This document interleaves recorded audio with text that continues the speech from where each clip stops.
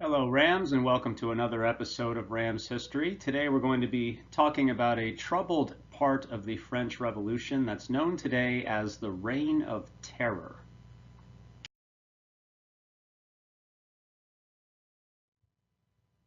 To kind of set the stage a little bit, the revolution has advanced. What was intended to begin as a constitutional monarchy has sort of taken another step. A new government called the National Assembly has now been created, and that assembly has made France a republic. In fact, the National Assembly was the first government in France to be elected by all Frenchmen aged 25 or over. So essentially, the National Convention eliminates the monarchy. They write a new constitution called the Constitution of 1793, and then eventually, of course, put Louis XVI on trial and execute him on the guillotine. So Louis is dead. France has now been declared a republic, but the troubles of the French people are really only just beginning.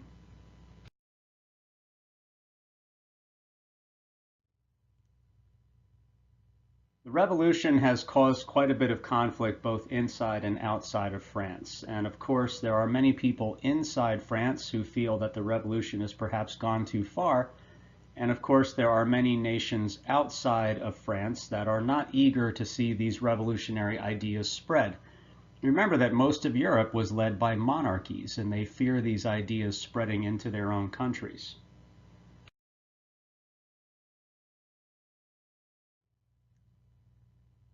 So among the members of the National Convention, in particular the more radical members known as Jacobins, there is a sense of being under attack. There's a sense that there is danger around every corner and that the gains of the revolution must be protected. And so this is really where the stage is set for what becomes known as this very violent period of the French Revolution.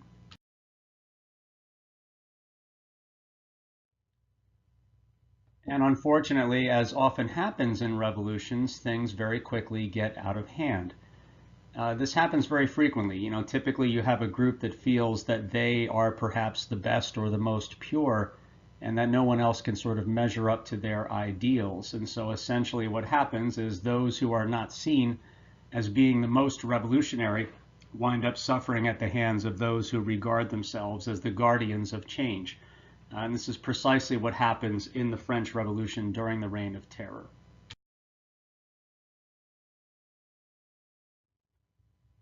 Of course, we cannot discuss the Reign of Terror without discussing Maximilien de Robespierre. He was a lawyer by occupation. He lived in a town called Arras, but he would go on to become perhaps one of the most notorious and controversial figures in French history, even down to the current day. Robespierre was a Jacobin. He was a part of the National Convention that was perhaps the most radical in its revolutionary beliefs. The Jacobins wanted to create a pure French republic free of any trace of monarchy. The Jacobins also referred to themselves as the Mountain because of where they sat in the National Convention. They were kind of up in the nosebleed seats, sort of very high up, as opposed to the more moderate members known as the Girondins, who sat lower down. So it's Robespierre and his Jacobin allies who will really be the driving force behind the Reign of Terror.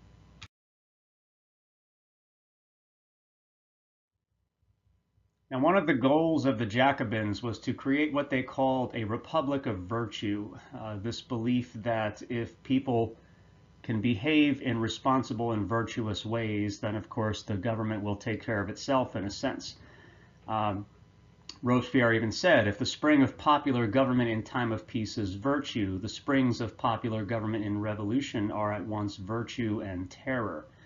So part of the goal of the Jacobins was to sort of stamp out vice from French society, things like prostitution and other things, which they viewed as weaknesses of a monarchical society. So this republic of virtue is going to become one of the leading goals of the Jacobins. And it's kind of ironic that this republic of virtue will be drowned in so much blood and violence.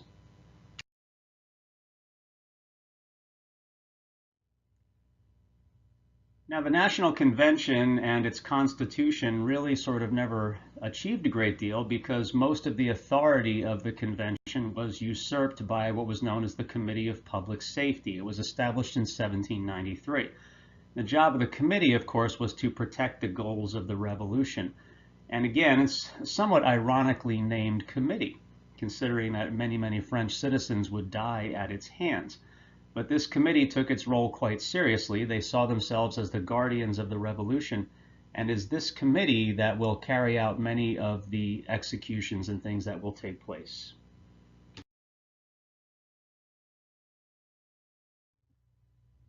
Now, one of the first things the committee establishes is what is called the levée en masse. France is under attack from many quarters, both inside and out, and the military forces France possessed at the time were not sufficient to meet the challenge. So literally, one of the things that is done by the National Convention is the militarization of France. Every male who is of eligible age is brought into the armed forces. Older men and women are put in charge of producing war materials. And even elderly men were told to go to the public squares and to preach the virtues of republic and hatred of the monarchy. So literally what happens is all of France is placed sort of at the control of the military. This has never happened before in European history. This is not a professional army. It was kind of a motley looking bunch, but they were full of revolutionary fervor and they were willing to die for France. And there were a lot of them. Because of the levée, the French were able to put more than 1 million men under arms. This was a force that simply overwhelmed those of its opponents, and it's what allows France to sort of guard the gains of the revolution.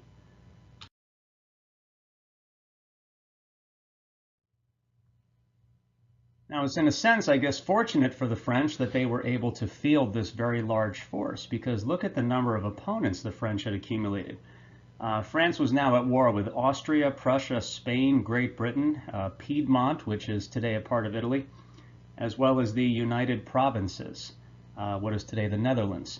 So literally France is surrounded by enemies, and there is a need, of course, for this very large force to confront all of these opponents.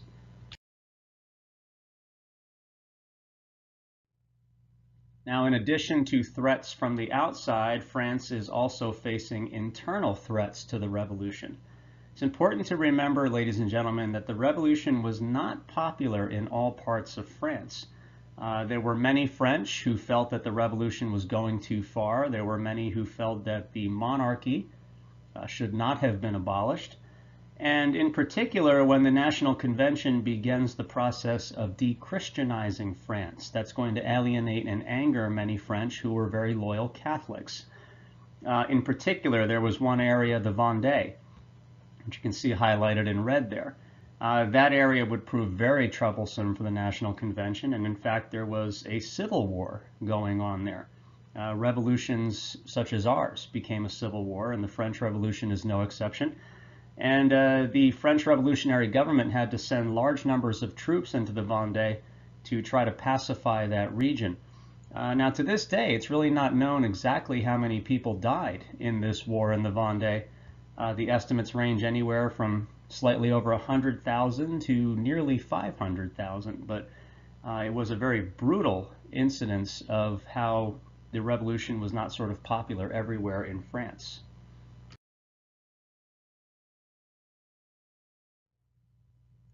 Now, something else the National Convention and the Committee of Public Safety moved to do was to remove women from the political sphere.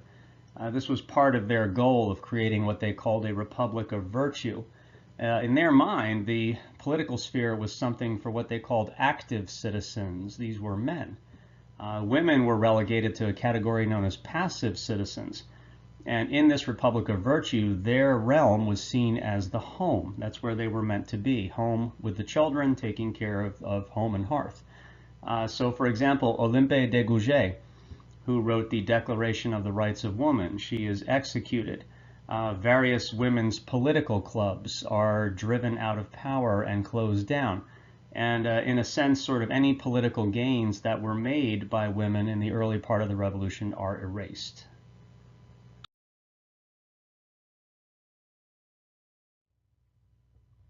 Now, another major aspect of the National Convention and the Reign of Terror is this period known as de-Christianization.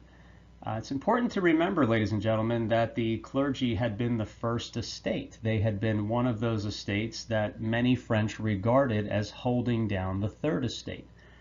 So there were some in France who regarded the church as a backwards force, as something that was holding back the revolution and the French people.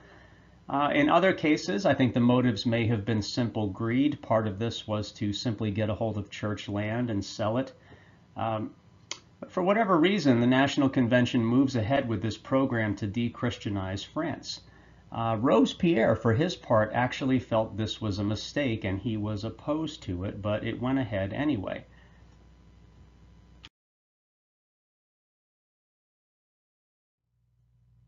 Now, this de-Christianization took many forms. For example, priests were required to swear an oath to the government. This had happened earlier under what was known as the,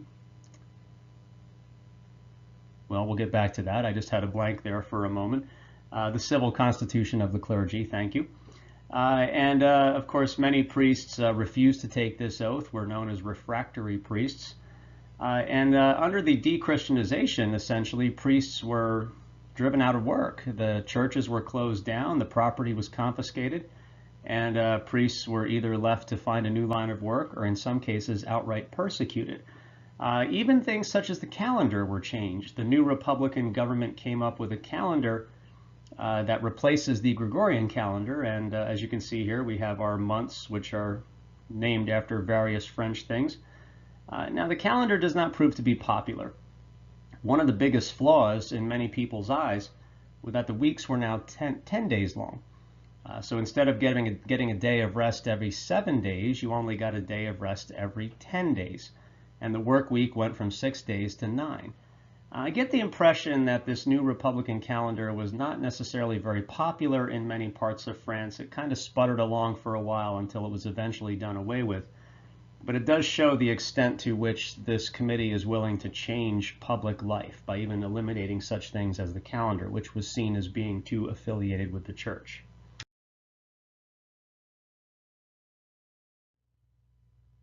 Now, regrettably, the de-Christianization program gets out of hand as well. And for example, priests and nuns in some parts of France were actually outright executed, some by hanging, some on the guillotine.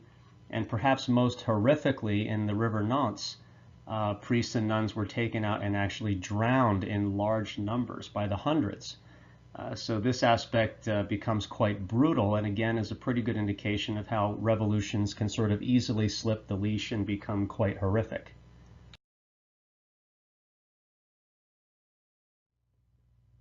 Now remember this concept of virtue. Robespierre did believe that if there was no church, we should have something. And he kind of quoted Voltaire. He's saying if God did not exist, it would be necessary to invent him. And so eventually the convention will create what they call this cult of the supreme being, this concept of sort of worshiping reason. It's a very deistic type of belief. Remember, a lot of the founders and things were very popular with deism. And the convention sort of places this worship of reason as the new sort of religion of the French people. So for example, the Cathedral of Notre Dame is renamed as a Temple of Reason. I don't necessarily know that this cult of the supreme being was really ever very popular, and eventually the concept of it would die with the National Convention.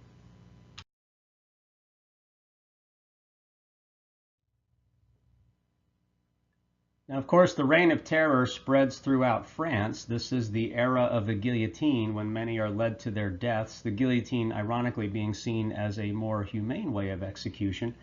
But across France, thousands will die for being enemies of the revolution, whether real or imagined.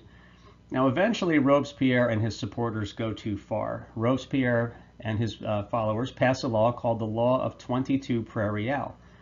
Essentially, that law made it easier to execute people by eliminating much of the due process that was in place.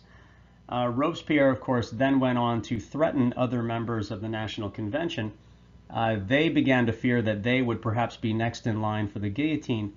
So this is going to prompt what is called the Thermidorian reaction.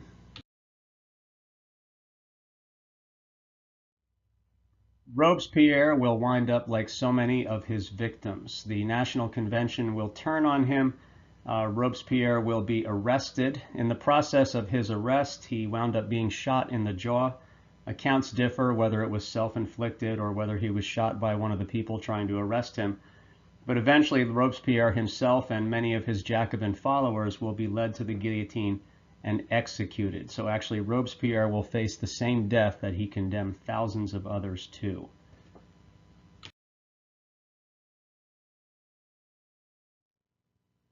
Now, the Thermidorian reaction marks the end of the Reign of Terror.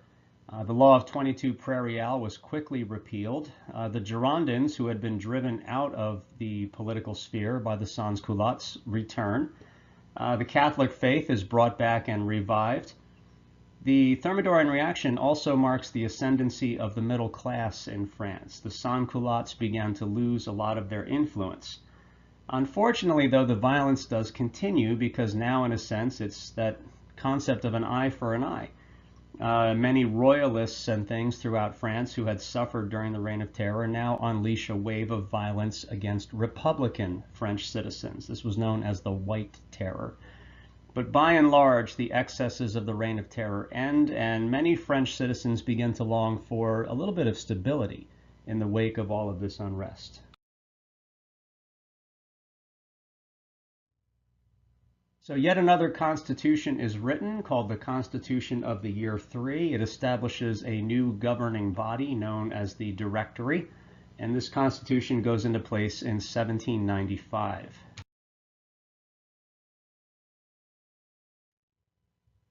Now, the Directory almost stopped before it began. There was actually an uprising of royalists and other forces against the Directory even before it got started. This was sort of the very tail end of the National Convention and the beginning of the Directory. However, a young artillery officer by the name of Napoleon Bonaparte very famously gave the mob in Paris a whiff of grape shot and scattered them and actually saved this new government from destruction. As a result of this, young Napoleon would be given a command in Italy, and the rest, as they say, in his history. He would take that command and go forward, eventually to become perhaps the most famous French citizen of all time.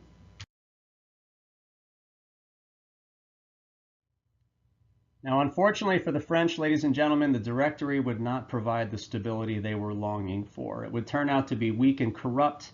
It would really not be able to rule France effectively.